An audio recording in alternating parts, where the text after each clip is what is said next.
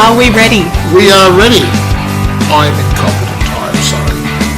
What are we called? We are called Considered and Conceited. We'll have to work out who's who. Maybe. Hello. Is anybody there? No, it's all good. All for us. And you, the listener, if you're there. It's all about me. No, I really do. I apologise before we even start. I think I'm in that kind of mood. Oh, that's going to make it fun for our listeners. Hello, everybody. Here we are tonight. What are we doing? Episode 6. Episode 6. Okay, can we do a little bit of housework first? First of all, we are now got to the point where we've done our 5 episodes and we are now on Spotify. So get your friends if you're enjoying the show. You might as well get them dragged into it as well. We're also on iTunes. You can find us there. If you are enjoying the shows, please put in a 5-star review for us and rate us. It'd be very much appreciated just to get this. If you're going to rate it badly, though, don't bother. Yeah, well, no. Just to get it kicking along sort of thing, because it's like early days sort of thing. But We'll see how we're going. Well, we're getting a few people listening, and from what we're hearing, they're enjoying it. So I know, it's unusual. I'm glad, but it's great. Weird. Yeah, no, it's terrific. So yes, if you could do that, please, we would very, very, very, very, very, very, very much appreciate it. Do you feel better now? I've got that off my chest. We can move on. So tonight we're looking at an obscure film and one of your favourites. Was it? I've forgotten what we're doing. What are we doing? Oh, yes. No, wait. What is it? See, this is why having a piece of paper this with is why things you're the written down in considered front one. You're the considered one. helps. You told me like 15 minutes ago and it's already gone. No, the obscure film tonight was The Four Feathers. Ah, yes. And yes. Paul's favourite was The Death of Stalin. But we're going to talk about The Four Feathers first. Right, yes. So, it's a 2002 film. It's set in 1875. A British officer who resigns his post when he learns his regiment is to be shipped out to the Sudan for the conflict with the Mahdi. His friends and fiancée send him 4 white feathers which symbolise cowardice. He disguises himself as an Arab and secretly follows his regiment to keep an eye on his friends who branded him a coward. Okay, now that I've heard you say that synopsis, I've realised now why I had issues with this film. And it's got nothing to do with the film at all. It's simply because I'm an idiot.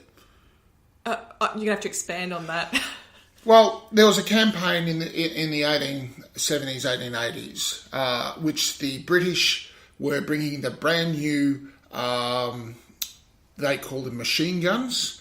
They were like a pre-runner to the Vickers machine guns, and they used them to great effect in the Sudan against these very people sort of thing. Mm-hmm. And they mowed them down unbelievably. Now, there's a big battle at the end of this sort of thing, but yeah, I guess I was waiting for, and like I think the British lost about 23 men or something like that. It was an astonishingly small amount, and they were up against an army that literally went from horizon to horizon, about 10,000 troops that came charging at them, and they just mowed them all down. It was when the old world met the modern world with a huge crunch. This wasn't supposed to be like a documentary, though. No, I know. Look, I'm sorry, people. I'll make a confession. Just so people go, God, he's still gone about this stuff. I am ex-army, okay? So when it comes to the military stuff, I will, Yes, if you assume that, here he goes, he's rabbiting on about that stuff, just go, I'll go and wash the dishes now, Don't say that. We're better than dishes, come on. Just? No, what I'm saying is... We go well with dishes. This is based on a book. I mean, A.W. Mason wrote this book in 1902. Yes. And he wrote other books that were a lot of war-based stories. Yes. But this one in particular was looking at comradeship, not particularly at what was happening battle-wise and historic-wise. That's right. The warrior's ethos and how it translated into the Victorian age. That's a rather succinct way of putting it, wouldn't you say? Wow, it is going to be one of those nights. It's going to be one of those nights. I did give you fair warning, didn't I? Oh, goodness me. Okay, so tell us what you think then after... Since having Well, I just told you I was slightly disappointed because not more... so there wasn't heaps of people being mowed down by machine more guns. natives didn't die. But, I mean... Because I just wanted to see the battle, because it would have been an astonishing thing, because these people were running into oblivion. They had no idea what they were up against. And the British were just this tiny, small troop of soldiers who were caught on the... But this has got nothing to do with the film, and I should shut up about it and just let it go and move on about the film. Yes. Wow. Okay. I really liked the film. Yes. I liked the storyline. I liked how the fact that he was frightened, which anyone is, because they've been told that they have to go to war against people that they don't even know why they're going, except that they've been told they have to go. Yes. And he's being smart and going, well, why should I go and get myself shot at? You can't be British and intelligent at the same time. It doesn't work out. Not in the Victorian times. Anyway. No, but okay. All right, you're giving me that look. Let me just justify why I said that British statement. people out there going, Paul. No, but they'll get it. I mean, the British nature is so filled with custom, and they are... the word conservative comes to mind, but it's unfair. It's not conservative. It's just uniquely British. It's a British quality. Oh, then you go because your Queen and Country need the Queen and Country. And yes, the 19th century was replete with it. It was absolutely festooned with it.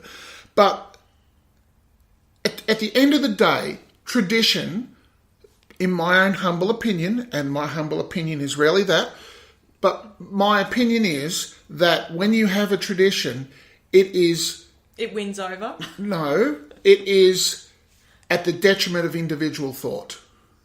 Pretty much. You know, you have one or the other. You can't have both. Particularly, the more powerful the tradition, the less people think about it. That's all I was trying to... That's the only point I was saying. I like British people. We like you. We came from you. We are Australians. I think I've covered that now, have I? Oh, gosh. I'm hiding my eyes. I realise that there's no one that can watch me. They can only hear me, so... Yeah. Look, I'm sorry, everybody. How many different nations have we offended so far? And it's only episode 6. I'm keeping count. No, I just love the fact that, you know... It's okay. We don't have any British listeners yet. Oh, okay. Well, yeah, no, we're good. We're good. Fuck them. You know. No, I just love the fact that Heath Ledger's character, Harry, is using his brains going, well, why should I go over and get shot at? Yes. And then everyone basically stabs him in the back because of it. And yes. says, well, that's it, you're nobody now. And wasn't it quick? The woman who loved him. He's best mates. I mean, yes. except for Jack. Yes. But did he love him? Well, did he? He didn't send him a feather, and, you know, they were best mates. So, yes. In that very British way. But I really... Of repressed homosexuality. No. There was just a slight smidge. There was none. Because he was jealous of him. He liked... okay, all right. I was just sniffing it the whole way. Kate Hudson's character... When they started playing rugby, I thought, here we go. You can't help yourself. Not tonight, apparently. No. Ethery, who was supposed to marry Harry, but... Also, Jack wanted to, you know, marry her. He had a thing for her. You could see that because he was upset that they declared their marriage, and he's like, oh, you know. So it's a bit of a love triangle thing happening there. Yep. So you know, and even he's a good mate that he could say, oh look, you know, you're getting married. That's not fine, but I'll get over it, sort of thing, or keep going like a good English fellow. Yep. And he still didn't even send a feather where she did. So his fiancée, the woman he was supposed to marry and love, etc., sent him a feather saying he's a coward. Now, you've gone off and you've had a look at all the main characters, haven't you? You've got them all written down. I've written down You've got a rough idea who they are. Because something just came to my mind. Very rough, though, so don't very rough. Put me on the spot. Am I correct in thinking, yes. And I don't want to go waltzing into the world of racism once again, because I seem to happen to do it, and I genuinely try not to, because I don't want to be that person. Okay, pull your foot out of your mouth and go. Talk. The black guy. Yes. Was he the same guy? From Gladiator. Thank you. Yes. Thank you. And Blood Diamond. I was trying to be so... Was he really? Yeah, with Leonardo DiCaprio. Oh, fuck. Yes, of course. He's a very distinct looking The penny fellow. never dropped until then. Oh, no, yes. He's a distinct fellow, and the way he speaks is very distinct. You couldn't see him a mile away. Yes, and like you just, the guy is solid. Yeah, he's a great actor. Yep. He's so good. And when I first saw this scene where he's introduced to Harry, he saves him basically. Yep. I thought, well, that's a bit weird. Why have they just done it like that? But then when he starts talking about what he believes in and how he feels about fate, I thought, he's like the, he's leading through. And then it made more sense, and I was happier with how it was all working. So at first, my whole relationship thing was a bit, but no, he was really good. He was awesome. And I love the part where he goes, he asked him about his feather in his hair, and Abu says it's from killing my first man. And he says, what was it? His earrings or something, or his bracelet was for killing 5 men, and something else was for killing 10. And he pulled out this necklace from under his clothing and said, when I've killed 15, I will put this on. And then the man who's been beating him winds up dead. No one knows what he's done, and he's just coming over the hill with this beautiful necklace on. And it made me just giggle. I know that's so naughty, but he was just, and he's looking around going, yep, I am the man. You're the man. So his character was so good. The way he acted with Heath Ledger as well. Yep. I thought were just really good. At first, when I first saw it, I thought, this is just too... I think I have to go back and watch it again. I wanted to watch it the second time, and I was mildly distracted when I watched it the first time, so I don't feel... You gave it justice? I don't feel super qualified talking about it with any... Like, I certainly... I ingested a lot of it, but like those small little details sort of thing, and it's kind of... It comes across as a detailed movie, and I want to sit down and watch it again. Unfortunately, people won't see what my final result is, and I'll have to be forced to make a score based on what I had. But I don't look. I'm not going to punish the film for my inabilities as a reviewer, because where would we be then? We'd be fucked. I'd never get anywhere. You just keep ploughing on. No, it's okay. I actually just love the storyline. I loved Heath Ledger's character, Harry, how he, it wasn't that he was angry with his friends. Someone might have gone, well, I'm not a coward and get angry, but he was more like, I'm going to follow them because I do have this thing about being frightened. I don't want them to think I'm a coward, but I'm not sure if I am a coward or not. And I love that sort of mindset. It's funny, isn't it? Like, when I was watching it, the African warrior mentality and the British warrior mentality, and I think that was part of what this movie, whether it was doing it inadvertently or maybe this is just how my brain works, I don't know, and I'm not going to argue that that's what they were trying to do.